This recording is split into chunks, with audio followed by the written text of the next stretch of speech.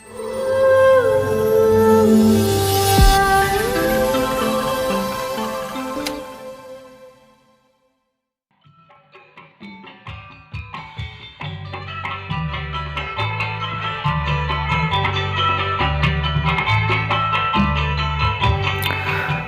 guys, assalamualaikum warahmatullahi wabarakatuh. Kembali lagi di channel Sofwan Sofyan. Nah, di video kali ini saya akan membahas tentang sedikit sejarah karapan sapi Madura.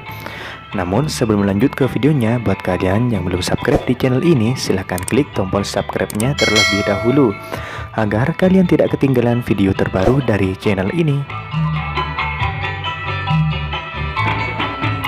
Untuk mengetahui seperti apa sih karapan sapi itu dan bagaimana sejarah karapan sapi di Pulau Madura, mari ikuti terus pembahasan video berikut ini.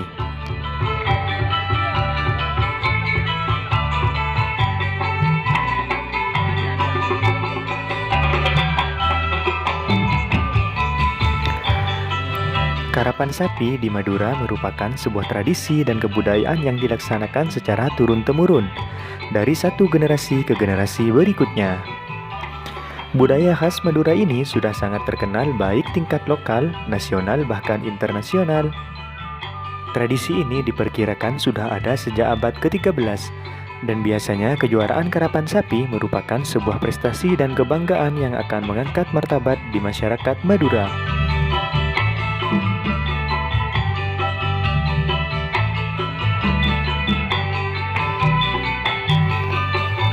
Bagi masyarakat Madura, karapan sapi merupakan tradisi atau kebudayaan yang sudah mendarah daging di masyarakat.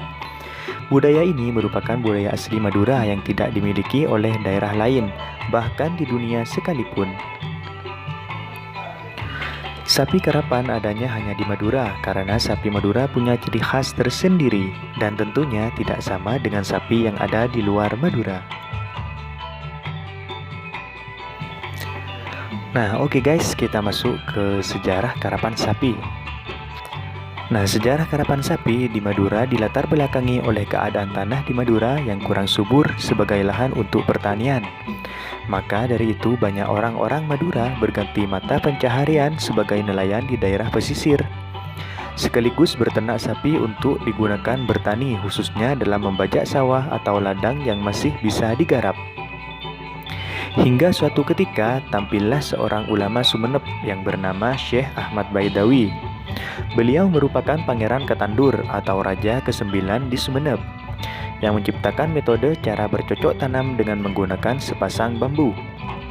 Kemudian alat ini dikenal masyarakat Madura dengan sebutan nanggala atau salaga, yang dalam praktiknya ditarik dengan 2 ekor sapi.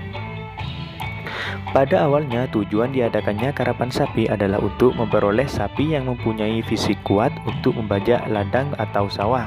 Berawal dari ide inilah kemudian muncul adanya tradisi karapan sapi, sekaligus juga menjadi kegiatan rutin setiap tahunnya, khususnya setelah menjelang habis musim panen.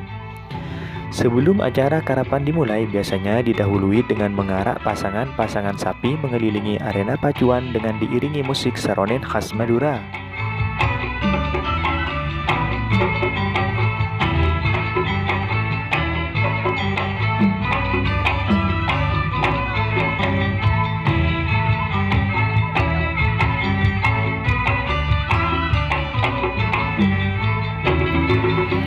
Oke guys, mungkin itulah sedikit tentang cerita atau sejarah karapan sapi yang ada di Pulau Madura. Kurang lebihnya saya mohon maaf. Wassalamualaikum warahmatullahi wabarakatuh. Salam karapan sapi Madura.